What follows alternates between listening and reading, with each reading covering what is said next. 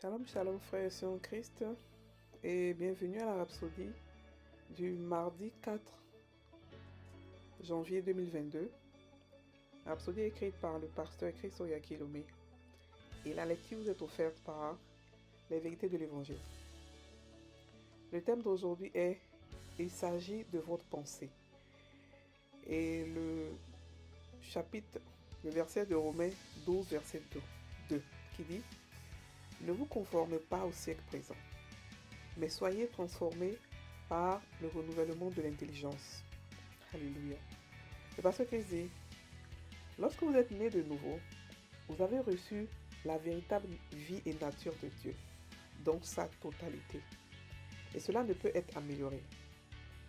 De plus, vous avez reçu la véritable justice de Dieu, à laquelle vous ne pouvez plus rien ajouter. Aussi, vous avez reçu le Saint-Esprit dans sa pleine mesure, sans que rien ne soit omis. Plus encore, vous êtes à l'intérieur du royaume. Vous êtes un véritable, authentique citoyen céleste maintenant. Alléluia. Et Philippiens, il a cité Philippiens 3, verset 20. La version NIV. Le pasteur Christ encore dit, nous avons tous reçu la même nature de Dieu, le même esprit. Nous sommes nés dans le même royaume et nous avons eu la même mesure de foi. Alors pourquoi les différences dans nos vies et dans nos résultats? La raison doit être alors posée sur autre chose, le pouvoir et l'utilisation de nos pensées individuelles. Alléluia.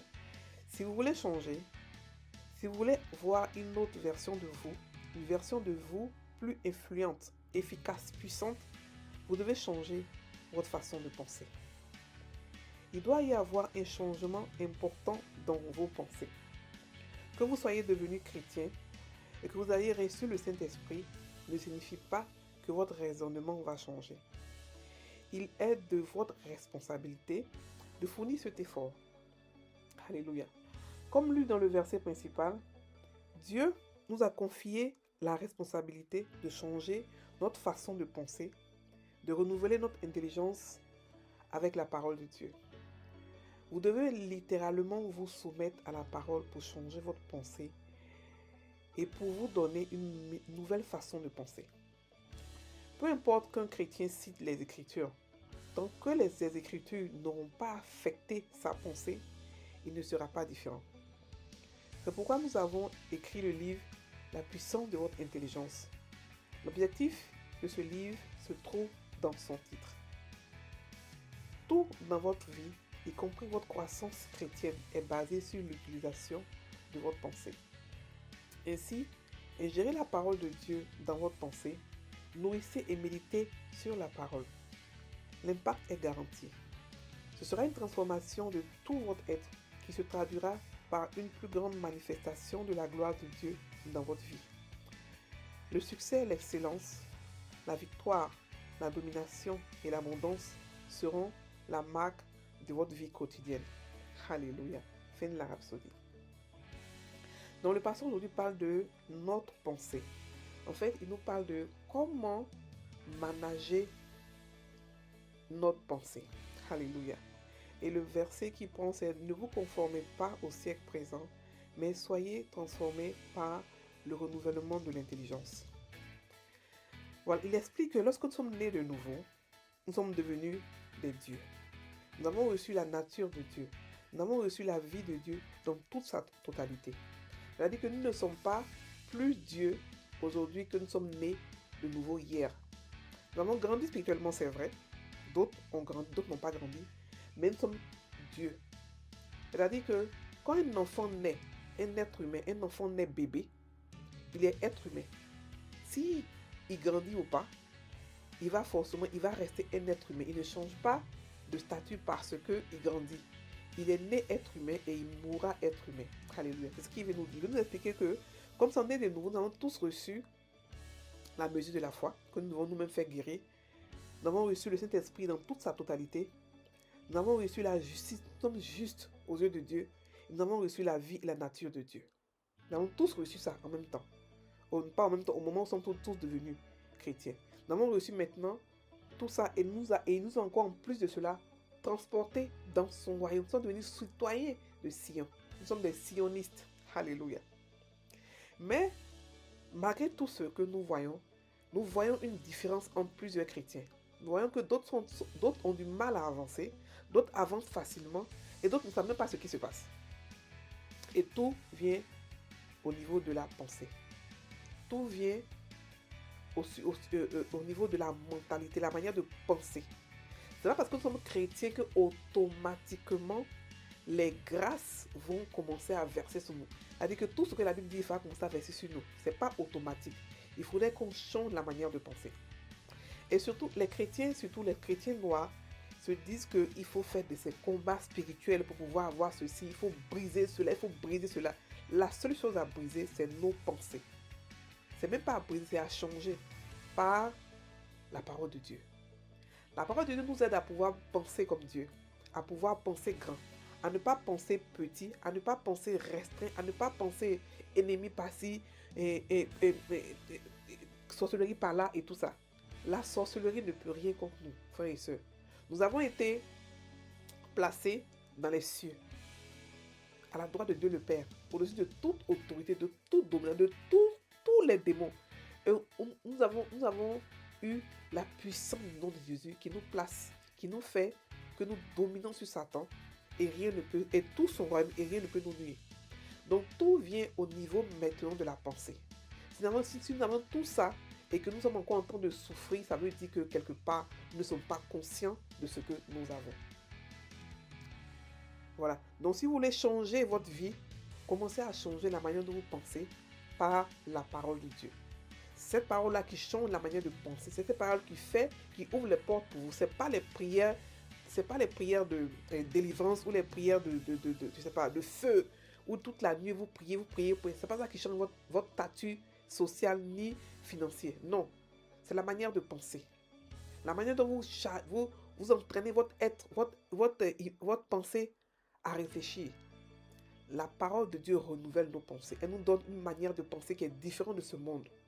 Là où le monde va à gauche, nous partons à droite. Là où le monde dit que nous sommes des fous, nous savons où nous partons parce que nous pensons différemment. Si nous pensons comme ce monde, ne soyons pas étonnés que les choses de ce monde nous arrivent. Si nous avons peur aussi, si tout ce qui se passe dans ce monde, nous pensons comme eux, ne soyons pas étonnés que nous avons aussi les mêmes difficultés, les mêmes problèmes que les gens du monde ont. Alléluia. La Bible dit que l'héritier, aussi longtemps qu'il est enfant, il est comme un esclave. Alléluia. Donc, refusez d'être des enfants spirituels. Grandissez. Cherchez à grandir. Et grandir, c'est quoi? C'est dans la parole. Beaucoup de chrétiens connaissent les paroles dans la bouche, dans leur tête. Ils vont te les citer. Jean 5, 10. Matthieu, ceci, cela. Mais aucune de ces paroles, quand il y a des problèmes, ne peut les aider. Pourquoi? Parce que la parole est seulement dans leur tête et pas dans leur esprit.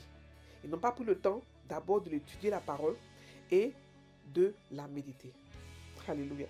Lorsque vous la méditez, elle entre en vous, elle change votre manière de penser, elle vous donne une révélation de la part de Dieu qui fait que lorsque vous avez reçu la révélation, c'est fini, la parole est à vous. La parole maintenant devient pour vous vivante. Alléluia. Elle devient pour vous vivante. Donc vous n'avez pas peur d'être si content parce que la parole vous a parlé. La parole a son ministère à part. Il faudrait que chaque chrétien puisse avoir un temps d'étude biblique et de méditation de la parole. Il y a les profondeurs de Dieu que vous n'allez jamais connaître si vous n'avez pas le temps d'étudier la Bible. La prière, c'est bon, c'est très bon de prier. Mais la prière avec entendement, avec compréhension de la parole est encore meilleure. Vous pouvez prendre deux personnes qui sont chrétiens. Celui-là prie pendant des heures sans la parole, sans comprendre la parole. C'est-à-dire qu'il prie comme ça, dans le désordre. Mais celui-là qui prie avec la parole, le même problème, la deuxième personne règle le problème là rapidement. La première personne va souffrir dans la prière. Des jeûnes de 21 jours, de 40 jours pour pouvoir avoir un seul miracle. C'est pas ça la chrétienté. Non. On a la liberté, on a la victoire, on est épanoui dans tous les domaines de notre vie, sans exception. Et cela, c'est par la parole de Dieu. Alléluia. Donc je vous exhorte, frères et sœurs, à pouvoir avoir le temps de relation avec la parole de Dieu. des temps d'amour, des temps d'échange avec la parole de Dieu. Alléluia. Donc, vous voulez changer votre vie, vous devez commencer à changer votre manière de penser par la parole de Dieu. Aujourd'hui, avec tout ce qui se passe autour de nous, nous sommes bombardés par toutes sortes de mauvaises nouvelles. Donc, on doit aller se ressourcer dans la parole de Dieu pour pouvoir effacer tout ça, pour pouvoir renouveler et pour penser, pour continuer à penser comme Dieu. Alléluia. Nous allons maintenant prendre la confession. Répétez après moi. Je suis constamment transformé par le renouvellement de ma pensée.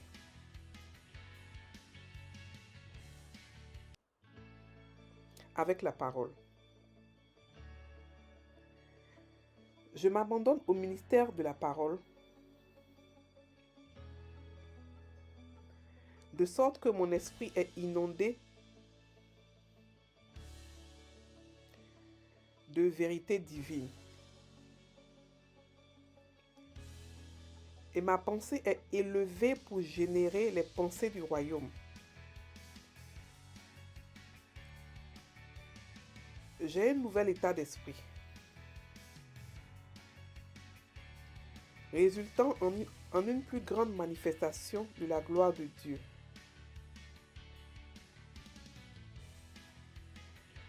La parole m'a donné la mentalité du succès, de l'excellence, de la victoire, de la domination et de l'abondance. Alléluia. Frères et sœurs en Christ, passez une très bonne journée. Soyez bénis.